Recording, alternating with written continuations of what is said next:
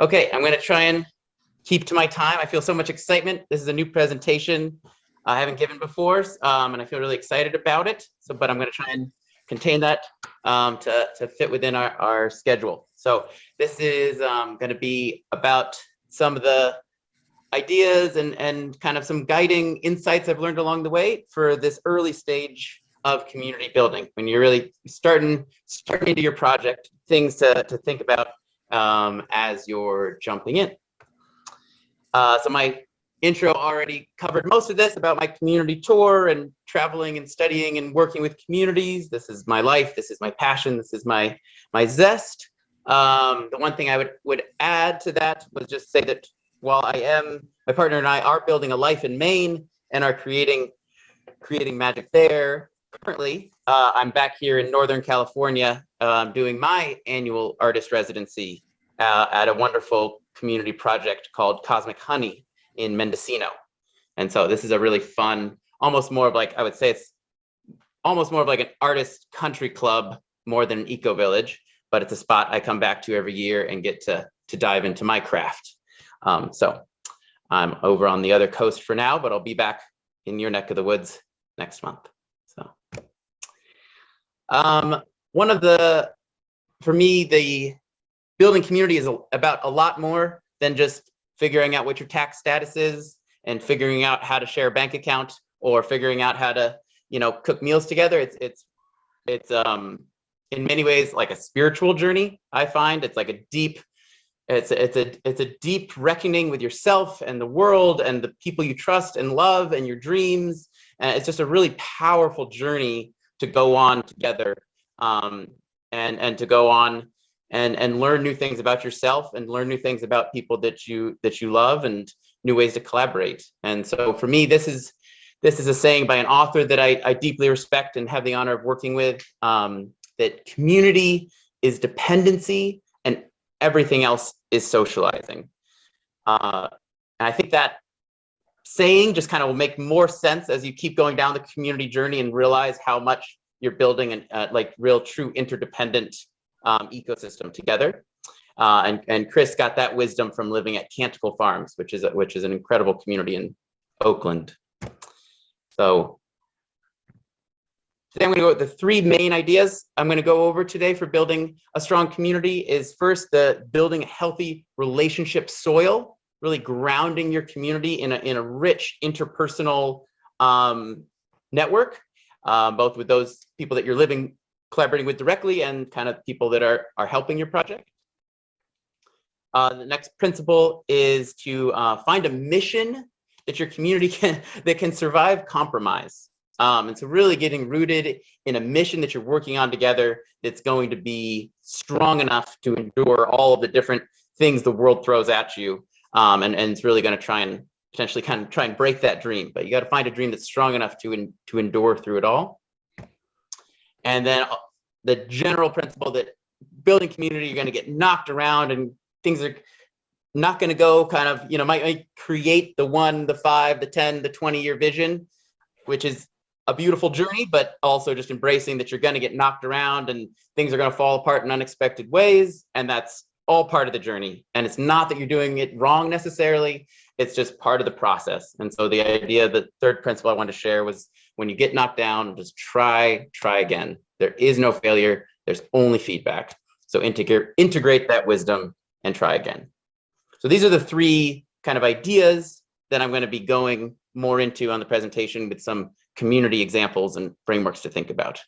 So the first one I'm going to start with is that build healthy relationship soil. So a lot of the building the healthy relationship soil is kind of transitioning from maybe some of the normal relationship paradigms that kind of the rest of society is operating in, and then shifting into a new paradigm to create this dream. And so one of those, the first one here is like this concrete block. I think a lot of professional relationships there can end up being very contractual and very focused on things being finite and predictable, and trying to live in a society that's very transaction based often. And so transitioning out of that is moving your relationships into more of a fertile ecosystem dynamic where there's going to having this space for a lot of flux and a lot of change, and having all that flux and change, your project able to move with it. Then the next one is the idea of the silos. A lot of societies kind of built in, like, these people do farming, these people do accounting, these people, like, you know, all these different skills, and everyone's kind of siloed off in their various professions and their various networks. But for the community building is more shifting into thinking about how to make a mycelial network where you're just sharing nutrients in a much more fluid way. And then finally, in classic, I think people often dread meetings and fear meetings, and meetings have kind of almost a punishment, can feel like punishment in certain contexts.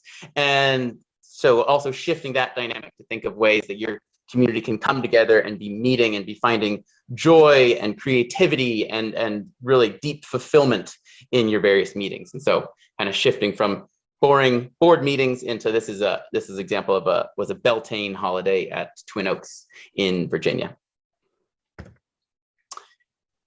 And so still on the theme of building healthy relationships, I wanted to go a little bit into some examples of what these could look like in your actual community project. And so for this first one, which is about, you know, building this rich soil, thinking of different ways to do that. So this is a community right there in Belfast, Possibility Alliance, to help build healthy relationship soil. They hosted an incredible interpersonal communications trainer to come, someone, Carl, who's traveled North America and now lives in Europe. And so kind of a trainer that they really believed in, and everyone pitched in money to help pay for his flight and support his accommodation and feed him. And then he came, and probably 30 or so people who either directly live at the Possibility Alliance or in close collaboration with that project were able to attend this multi-day training together. And so this was a way of, like, everyone skilling up in some interpersonal tool as a team. And that's, like, just a powerful way to jump into your project on the same page as to conflict resolution and such. The other example I have here is Hemu Desuit, a great community in Quebec. And they did fundraising for theirs by doing crowdsourcing so they didn't have to go through a bank. All their friends and networks donated a little bit of money, and they were able to put together a big old loan through, like, hundreds of micro donations from their wider friend network. So there was a way of, like, jumping into their project, not being in debt to a bank that was going to give them a mortgage, but being in debt to their friend network, and already just, like, building interpersonal trust and vulnerability into their project from the moment that they bought it. The next idea is about the mycelial web network building. Is just thinking, once you get a little further down in your project building, is just thinking about how both of these pictures are from Cambia Community, another project in Virginia, and just thinking about having daily meetings or weekly meetings where you're talking about what your dreams are for the projects and figuring out ways to help each other both manifest that dream in the project and in the greater world. Really letting one another's, they used to call it the Dream Alliance, and I thought it was just a very beautiful idea about really finding out not just how people are going to show up at the project, but how they're going to show up in the world at large, and how you can work together to help make those dreams come true. And then the other picture on the side here is a work party. I'm a deep fan of work parties. If you need work parties organized, this is my passion, is the art of bringing people together to make something and sing and dance and food. And at the end, you have a new structure. And so they did an incredible job, and they really brought people from all across the country together to build this really stunning wooden structure. And so that's just another way of kind of using the whole mycelial network, as opposed to just, you know, hiring a contractor and dumping a bunch of money in that way. And then finally, just meetings, just remembering, like, a lot of your childhood friends, right? If you think about the people you love most, that you built a life with and that you would invite to your wedding and that you want to see for decades to come, like, you didn't start your relationships by sitting down and having meetings about how you were going to manage your allowances together. I mean, well, maybe you did. I don't know. There's definitely some people who probably did have best friends who just talked about how they were going to manage their allowances. But in general, your best friends, you, like, celebrated together and you did what you loved and you found a way to kind of just have fun together. And so remembering that as you're building community, that it's not all just about having meetings and figuring things out, but it's also about really integrating celebration and self-expression into your community project. You know, so this is, my partner does jazzercise in very, very very funny ways. This is a picture of her doing a jazzercise class at a festival that we host in California every year.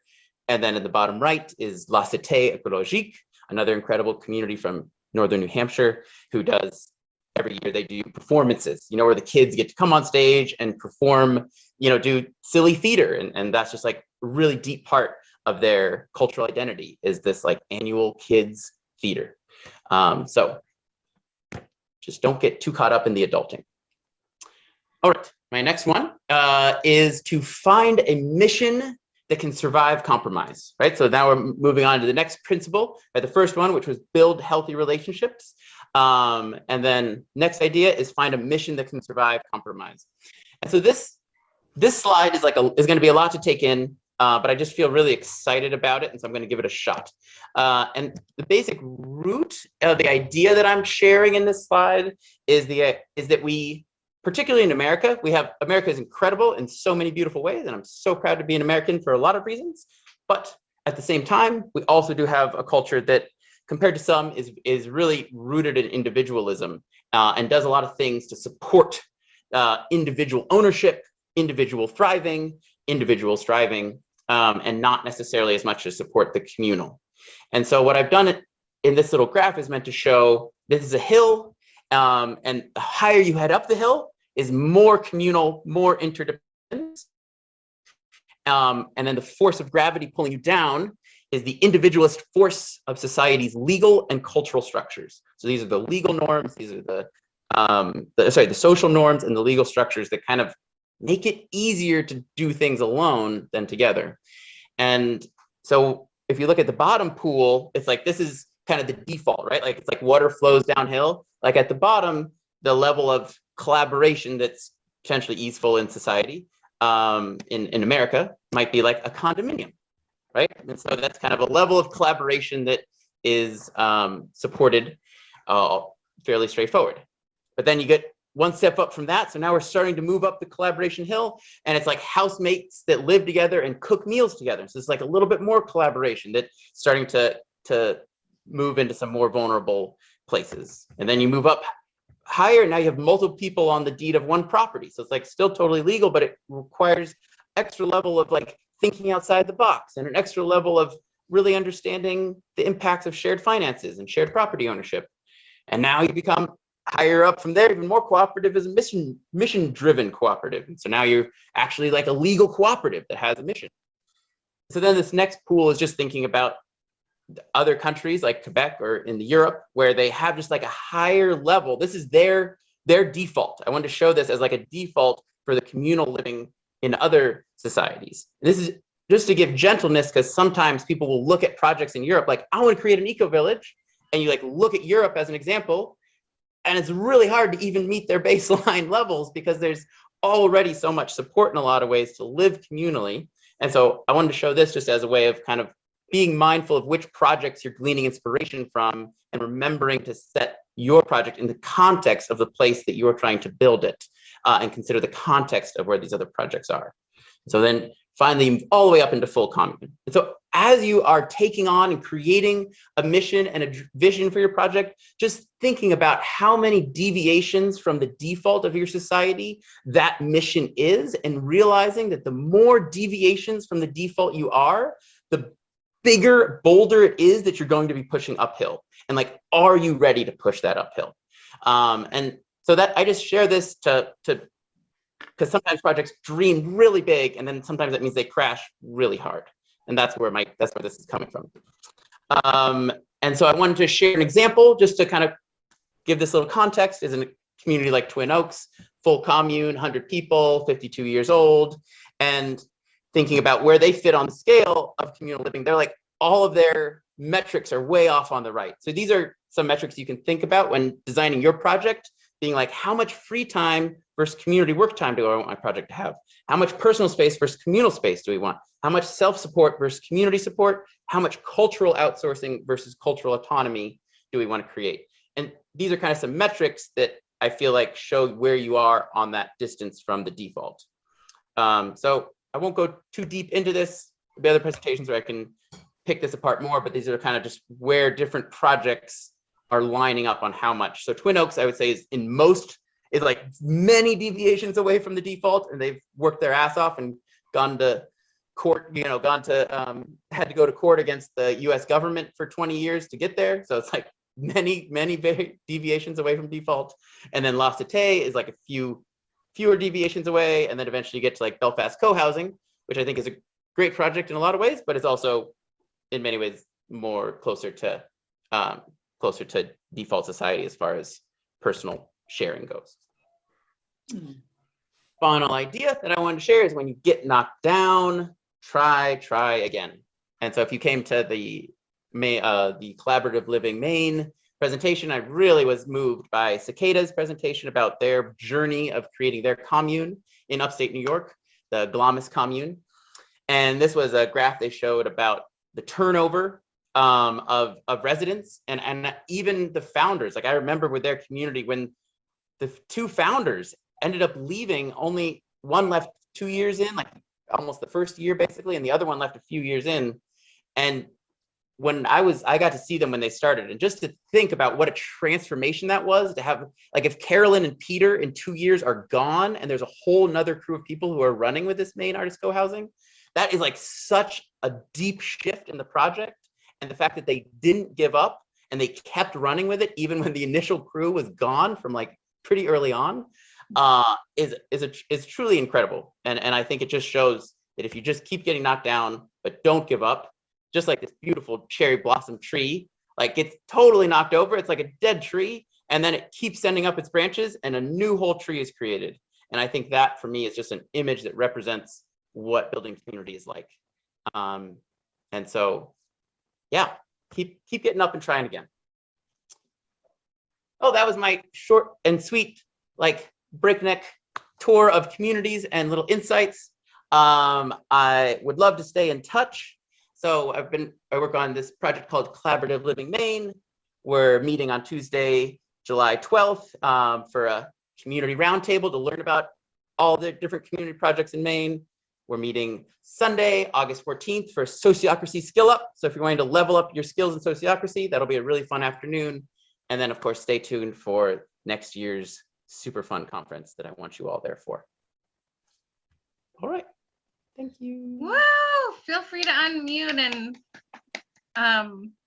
and give it up for Thumbs. That was a great presentation. Thank you so much. Thumbs, would you like me to? So feel free to post any questions for Thumbs in the chat, or to just, oh, Jess has a question. Jess, I saw your hand first, and then we'll go to Sarah and Sam.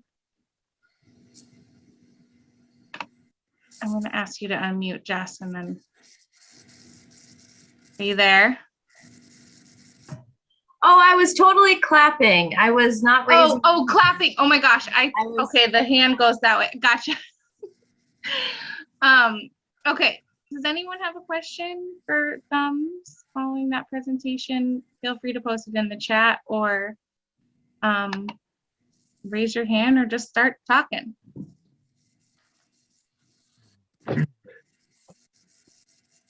Don't be shy. Is this the meetup, the Collaborative Living Maine?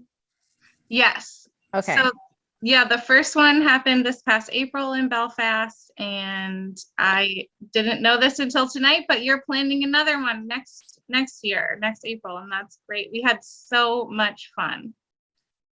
Annual tradition. Yulia, what is my residency? Woodworking. I work here with we have a lot of these trees that were burned in the fires, and I love helping them regrow by taking out the burned pieces and then creating furniture and tree houses out of the oaks and the walnuts and the madrones that were burned in previous fires. That's. Do you live in any communities for a length of time? Yeah. I lived. I mean, so before the whole tour, I lived at I built a community in West Oakland called the Unicorn Castle, and I lived there for 5 years. And we kind of took an old house and then bought it and refurnished it and really just created a beautiful project there. And then before that, I lived in the student co-housing in college, which was really transformative, and I lived there for 5 years as well. So those are kind of my big 10 years of like deep community building. And then I hit the road to more study all the different flavors of it. It would be cool to see some of your work. That's dope. I don't want to tangent too high. I would love to show you my work. I'm on one of my tables right now. Here we go. I don't know. Can we see it? Here's you can't really see in the light. It's kind of cool. See, branch, but it's too backlit to really see. And then it's like all in the middle. Woo! Anyways. Oh no, that's beautiful. Cool. Okay, we have Michael Ross wanting to ask a question. Go for it, Michael, and then I'll get back to you, Barbara. Yeah. Hi, can you hear me? Yeah, you can hear me good. Thumbs, I'm just curious, you see a lot of communities, different communities at different stages. Tell us a little bit about the variety of decision-making methods, processes that people use. Yeah, I mean, it depends on the size of your community. I think that's cool to think about when you're thinking about your community is not necessarily the decision-making process that you're going to end with, but like the arc of decision-making processes that you will move through as your community grows. So when you're a small community and you're less, like 10 or less, sometimes even up to 15, depending on how much you get along, but like 10 or less is like definitely a sweet spot for consensus, where you can really, whether you do more of like a consensus model or you do a feedback model, like the name's slipping me right now, but it's basically, it's a pretty open source kind of, it's more of a trust-based model. But like when you're 10 or less, it's fairly easy to do it where you're either checking in with everyone about everything and just having meetings to do that, or you're running in a more of a like check-in with anyone who's going to be affected by the decision model. You know, like I want to remodel the house and I'm going to need to blow out the wall of your room in order to do it. I should check in with you before. So that's a model that works nicely when you still have a small community and you're just getting feedback from people who are going to be directly impacted by your decision, which might be everyone or might be one person. And so it's nice to kind of keep the level of bureaucracy pretty light when you're in that size.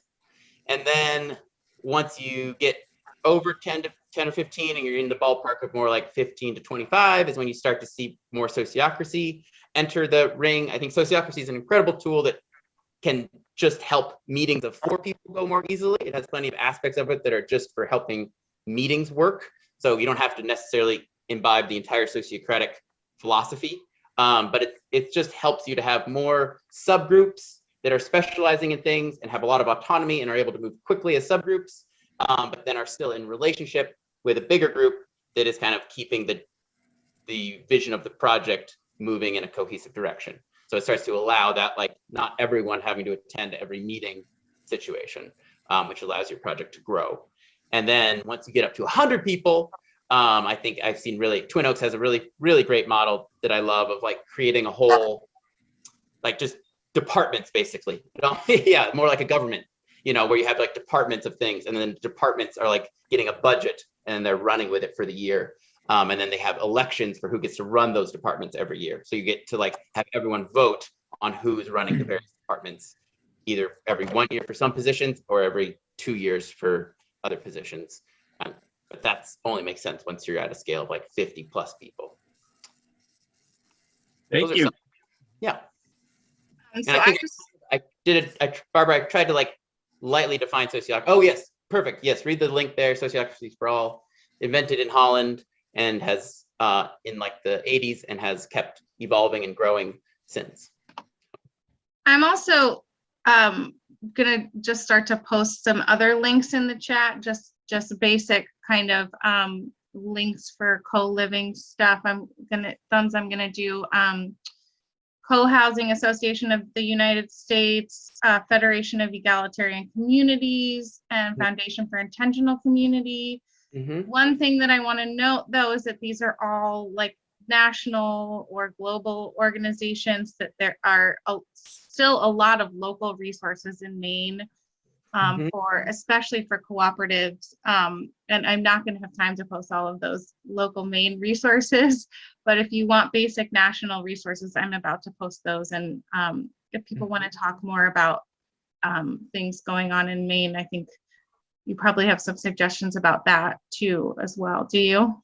Yeah, I mean, I'm just really excited about the work that the Cooperative Development Institute, CDI, is doing, but they're only just starting to break into the like co-housing things. They've done a lot with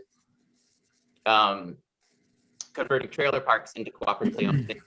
But the Cooperative Development Institute, CDI, is a really fun resource for just the cooperation of cooperatives, which I think is a beautiful ecosystem of cooperative businesses collaborating with cooperative housing units, cooperating with cooperative fishermen, all that jazz. CDI. What sort of different missions have you seen groups adopt? I mean, yeah, everything under the sun.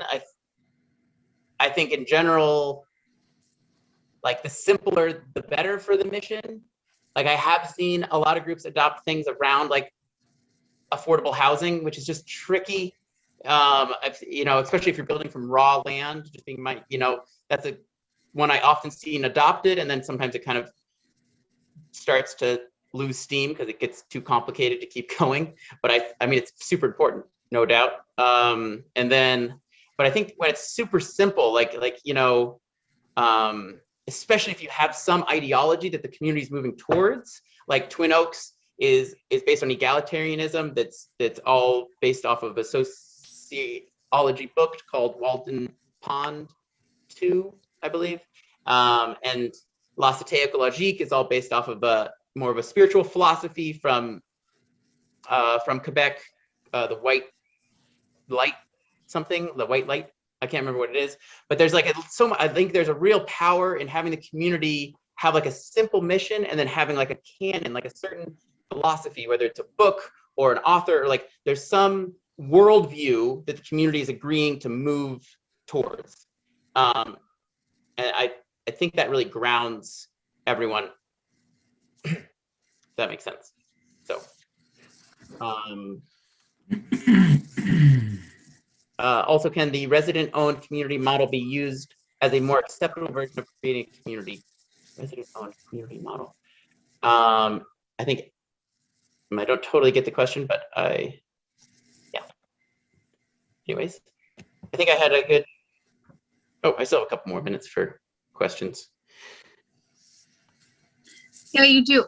What was the last question that It said, Julia? can the owned community model be used as a more acceptable version for creating a community? And I'm not totally landing with what that question is. Julia, do you want to unmute and clarify the question? It's about the legal structure. It's about I mean, the legal I structure. think at the root of it, the legal structure like matters and doesn't. The legal structure is such an interesting thing. Like if you do it right, the legal structure can be really important for creating a community that has resiliency for many years to come. But at the same time, like if you create a strong culture, there's also a lot of power in like having a strong culture with a strong vision where you're working together. And maybe in the end, like one person still owns the project. And it's dangerous. There's a lot of shadow power dynamics in not having your legal structure right. But at the same time, I think any legal structure can create an incredible community if the people are coming at it with a good heart. So. And Brianne says, I think maybe they mean like an HOA type situation more than a nonprofit kind of legal view. So, I mean, the one slippery, just to share, like I think it's a really good, is the Belfast Cohousing. Everyone, I encourage you to reach out to Belfast Cohousing, and especially like Jeffrey, maybe, who lives there, and just learn about, maybe you already have, but just learn about where their arc and the mistakes they made. And one of them is like registering legally as a condominium. And they didn't realize that would just revoke their ability to have any filtering process for who can live there. So now if you can afford to live there, you legally have the right to live there. And so that's just one example of a way like a legal mistake made it so all of a sudden their project lost its like momentum of being an intentional direction. So that would be my one thing to be mindful of, is how your legal structure might affect your ability to create. Okay, we have time for one last question, Thumbs, if you'll have us. Jess says, this is a great question. Of all the communities you've experienced, what mission/vision most resonated? In other words, what was the most resilient to compromise? Yeah. Well, I think those are slightly different questions. I don't think she said in other words. I think those are it's not in other, those are kind of slightly different It questions. doesn't follow from there. Okay. I was trying to connect them. Yeah, but I mean, that's why I'm in Belfast, Maine. Like, I'll get back. For me, the Possibility Alliance is just hands down the most inspiring project I've experienced. And at the root of it, one of their core principles is just finding pathways out of empire. And I think that is just such a powerful thing to be doing right now. And it deeply inspires me and gives me a lot of, it's one of those things, it's like short and sweet, but it just defines a lot of the work I'm trying to do is find pathways out of empire. And that's a big reason why I'm in Belfast, is to keep being there, keep working and living and being inspired by them. And I would say that's an example of a project that's an example of one that's like resilient, because it's inspiring and it brings people together, and but it also has kept the population of the community relatively small because it's difficult to do and to really own. So it's a trade-off. How much are you going to be dedicated to your mission, and how much are you going to be wanting to bring people on board? And that's a question you're going to have to ask yourselves as a project. Let's take one more question from Desiree. I think you have your hand raised, and then we'll move on. You shared somewhat that grid of someone, I forgot the organization that kind of showed the turnover rate. Who was that again? Yeah, totally. Yeah, if you hadn't, I understand if you weren't at the presentation, that was a lot to take in. That was one slide from Glamis Commune, which is the Okay. the newest newest member of the Federation for Egalitarian Communes. So they're like a 10-person commune in upstate New York, full income sharing, super dynamic, collaborative business models. And that was just all their member turnover. Okay, yeah, because I mean, like, I find information like that really valuable, because I feel like that's often something that people don't really want to talk about or share. But it also is like that brings up this idea of, like, really moving at the speed of trust, and that, not everything has to last forever for it to be good, to be in this space where an emergent space where you can evolve and change. And so, I really appreciated that information, actually. Yeah, and I want to bounce off that, Desert. Like, just I really jam with that. Like, even big communities like Twin Oaks that have 100 people, I would say right now they're like average. A lot of people are only there for like 1 to 3 years, life-changing 1 to 3 years. That allows them to. It's same with the Possibility Alliance that I mentioned. Where I'm in, like, thousands of people go through the Possibility Alliance, and a tiny amount of people stay. But those thousands of people that go through and get to experience this alternative is still like creates ripples of transformation through the world. And so. It's not a problem to have a high turnover rate, depending on. Definitely. Awesome. Thank you so much, Thumbs. Thank you so much for this presentation. It was amazing. I think we all really got some valuable information for the future of all of our projects and for what we're going to talk about here tonight. It's really been eye-opening, as usual, with you. So thank you so much. Thank you so much. Thank you so much. And if anyone has more questions for Thumbs, feel free to funnel them through our email, and we'll get them out to him.